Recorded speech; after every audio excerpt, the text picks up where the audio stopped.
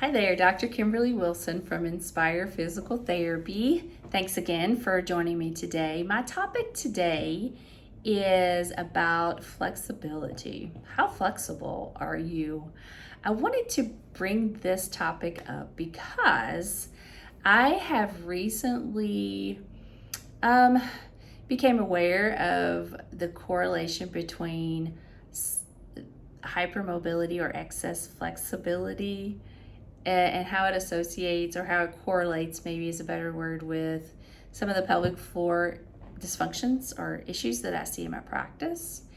And so that sort of led me down a path of discovery that I'm pretty excited about. Excited in the sense that it's really been helpful for a lot of my clients in terms of moving them forward and out of this chronic cycle that they find themselves in. So let's dive in. So I want to talk about hypermobility, and really it's a broad topic for sure, but I want to talk about primarily hypermobile EDS and hypermobility spectrum disorder.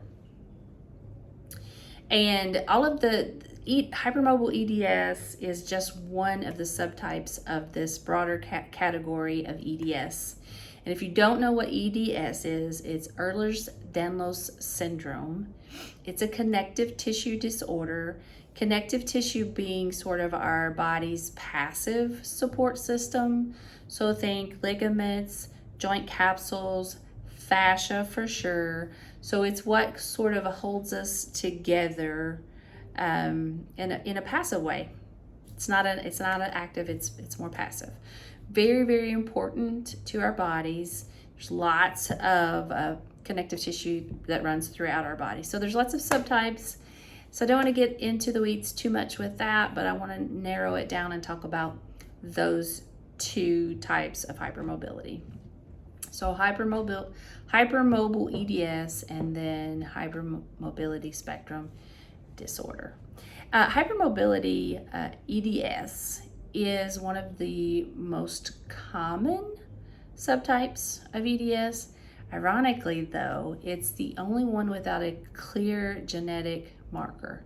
So all of the other EDS subtypes can be diagnosed with a blood test. But that's a topic for another day for sure. But hypermobile EDS is diagnosed when a certain or specific criteria are met. It's a checkbox list. And so when all of those have been met and all other connective tissue disorders have been ruled out, then you can be diagnosed with hypermobile EDS. And then hypermobility spectrum disorder is diagnosed when someone doesn't check all the boxes for hypermobile EDS and other connective tissue disorders are ruled out. Then they might just lump them into this category of hypermobility spectrum disorder. I know it's super confusing, but let's dive in because I want to really get to the meat of this video. Symptoms can be quite debilitating, and just to make a little bit of distinction between the two hypermobile issues that I'm talking about, that people with hypermobility spectrum disorder really can have the same or sometimes even worse symptoms or severity of symptoms than even someone who checks all the boxes for EDS. They can have just as much pain, they can have just as much disability, and a lot of the medical experts who treat hypermobility syndromes increasingly kind of lump those two together. And there's all kinds of really, really good information if you look on the EDS Society, the Ehlers-Danlos Society website. Lots and lots, way more resources probably than you care to see, but there's lots on there. So if you're interested at all, or if you know somebody that you're wondering about, it's a really good place to start to find out some really good information. So one of the major problems in treating these two is the symptoms, because the symptoms will will usually result in the patient being sent to multiple different specialties throughout the medical community, just trying to treat the symptoms. But the problem is there's not really a specialty for connective tissue disorders. So lots of limitations in terms of resources for these clients. And so many patients struggle for years. Super common for them to struggle many years before finding any answers, because they're kind of getting shoved through the system. And really at no fault of the medical provider, because you don't know what you don't know sometimes. But there tends to be a little bit of dismissing the symptoms, denial of the symptoms, not kind of trivializing maybe some of the patient's concerns, or even a little bit of medical gaslighting, where the patient then starts to feel like they're crazy. Literally, I've had many of my clients who, have cried on my table when we bring up this topic, because it really is a little bit of PTSD. Like, they just for years have felt crazy, like their symptoms have not been validated, and certainly not addressed, because they can't get to the root of the problem. So it is a major issue. So the screen that I have been doing in my practice is either the Beighton scale, and I have a little handout, I don't know if you can see it or not, but it's a very simple screen. So, can you touch the floor palms down without bending your knees?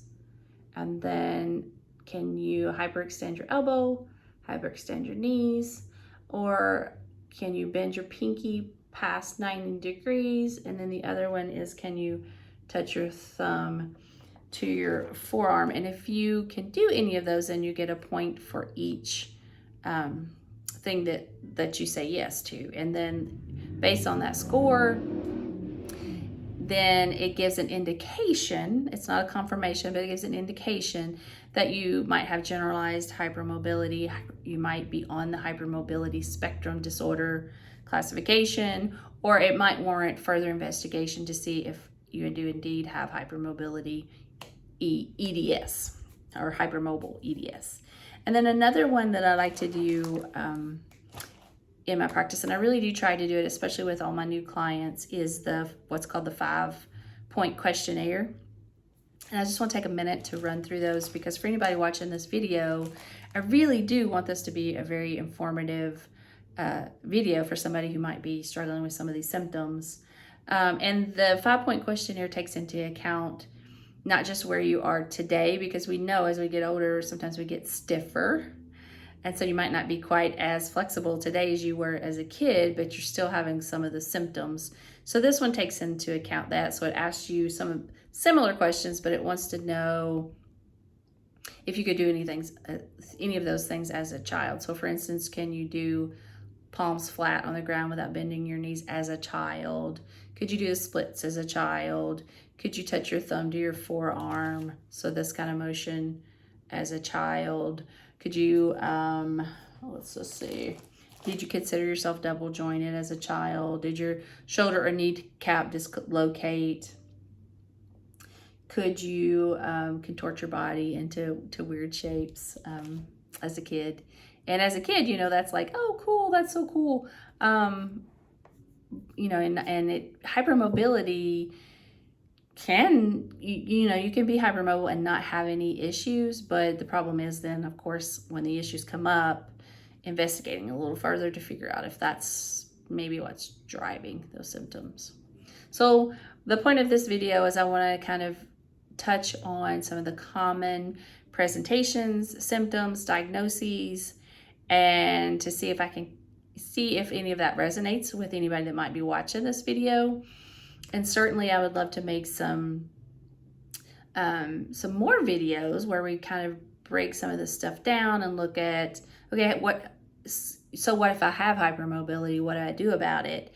How does that change in terms of exercise modification, and what should I be doing next. And so those will have to be other videos just to keep this one relatively short. But here's some of the things you might want to look for. So joint dislocation, common joint dislocation, sublux or chronic pain around joints. So shoulders, hip, back, SI joint, labral tears, common, frequent sprains and strains. So ankle sprains, knee sprains, all those things are pretty common in this population. It's because you go beyond what's normal range and often hurt yourself. Headaches, chronic headaches, migraines, pretty common as a result of the instability from the flexible or bendy connective tissue. And this will often lead to chronic neck and shoulder tension as well. Pelvic floor issues, I mentioned earlier, are common. Pelvic floor, gynecological, and reproductive challenges are common. So think prolapse, pelvic pain, pain with intercourse, chronic constipation, heavy periods, painful periods, infertility, all fall into this category. Dysautonomia. So dysautonomia is difficulty regulating heart rate and blood pressure. It's also sort of falls into that category of having a difficult time regulating your fight or flight versus your rest and digest. POTS syndrome is a dysautonomia dysfunction, for lack of a better word. So POTS is very common. If someone has POTS syndrome, they'll have an elevated heart rate upon standing. And the symptoms they might feel would be like heart palpitations, dizziness. Sometimes they might even pass out upon standing, exercise intolerance, brain fog, excess fatigue, those kinds of things. The stats are pretty high on POTS syndrome in terms of correlation with hypermobility. About 70% of people who are hypermobile will have POTS or POTS symptoms. Mental health, obviously, right? They're going to have increased anxiety because they, are searching for answers that they can't find. They often have chronic fatigue and chronic pain. Overactive sympathetic nervous system. So it doesn't take a lot to get you into fight or flight because it's overactive. Even a high correlation with things like ADHD. Someone with hypermobility will have an impaired proprioception, so they have a difficult time telling where their body is in space. They might report feeling a little clumsy, or because floppy tissue doesn't get the same sensory stimulation that its counterpart would, and so that effectively the stimulation that you get once your body gets to a certain point. So if I extend my arms, I get that feedback because I don't have that excess floppiness. And so the mechanical receptors in your body need that stretch component. Like I get close to my end drain and things start to feel a little stretchy. So that immediately starts to tell my brain where my body is in space. But somebody who is floppy or hypermobile is not going to have that same healthy response. And so they can really take their joints to an extreme position without any pain or discomfort. And you'll see that a lot. Somebody who's floppy is going to have chronic muscle tension and pain, or likely to. And which is one of the things that will frequently draw them to practice yoga, because they feel the need to stretch tight muscles. But a bendy person's muscular system is working overtime to try to stabilize because of the lack of stability that they don't get, right, from their connective tissue. So they feel like they need to stretch, but it's really just, the muscles trying to stabilize or compensate for that connective tissue system that's not efficient. And it's really the only thing that the muscles know how to do. Like they're trying to compensate, and the only thing they can do is like tighten up, tense up, overwork. But this often leads to muscle fatigue, muscle pain, certainly. So you'll see diagnoses like fibromyalgia. If you're not familiar with that, that is a chronic pain condition. It's characterized by just, widespread tenderness throughout the body. And it's, again, often associated with fatigue and difficulty sleeping as well. It's basically when you're not, to simplify it a smidge, fibromyalgia is where the nervous system starts to generate pain responses even when it's not warranted. So it's a chronic state of pain. And then chronic fatigue syndrome, also another common diagnosis in this population. And that's extreme fatigue greater than 6 months, not relieved by rest, and it can't be explained by any other medical condition. Mast cell activation disorder is an autoimmune response. So if you're not familiar with mast cells, they are your body's immune response. It's one of the first line of defense for immunity. But the dysfunction happens when the mast cells release their inflammatory molecules, even when they shouldn't. And it's especially in response to things like stress and anxiety, sometimes during exercise or in extreme heat or something like that. That might be a trigger as well. Bendy people often have digestive issues, so things like IBS, leaky gut, chronic constipation. You might see them have food sensitivities where they have been on a restrictive diet. So yeah, all of those things are very common in a hypermobile situation. It doesn't mean just because you're flexible that you have a chronic condition. But what it does mean is that it could help to explain some of these chronic symptoms that are never be able to diagnose and or put you on a path of successful recovery because they're hard. There's really no tests, right? So you come in with the symptoms. This is what I've seen in my patients. They're going out to all these specialists to check things off the list, rule things out, rule things in, and there's never an explanation. There never seems to be a positive test. There never seems to be any answers to why they feel the way that they feel. And so they just feel hopeless. They often feel a little bit crazy. Like, why is everybody else my age able to just push through and continue to do? And I'm over here struggling and I just can't. So this has really been an eye-opener for a lot of my clients. And I would say why that's so important is because now we have a path forward, right? So we can figure out how we need to modify exercise, maybe start making referrals to, even though the resources are limited, maybe start to make some moves and referrals to get some more testing or some better treatments, or but without having that screen or this awareness of what can happen, then we really get stuck in a rut and don't get any answers. So my goal for this video is just to bring awareness that if you're struggling with any of these symptoms, or if you haven't been able to find the answers that you're looking for that seem to satisfy any of these symptoms that you might be dealing with, and maybe you could consider that maybe you do have a connective tissue disorder, or be somewhere in that spectrum, and you don't have to have all of these symptoms. You could have one.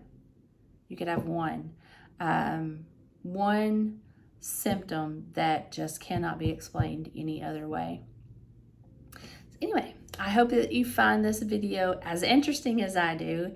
It certainly has piqued my interest and been a game changer in my practice to be able to screen my clients and change the way that we approach exercise and overall health and wellness in general. So please leave lots of comments, questions, if you've experienced any of these things, and or if you've been diagnosed with EDS or hypermobility spectrum disorder. I'd love to hear from you as well. And I look forward to making some more videos where we talk about how you might modify some of your exercises and all those good things. And we will talk soon. All right, bye.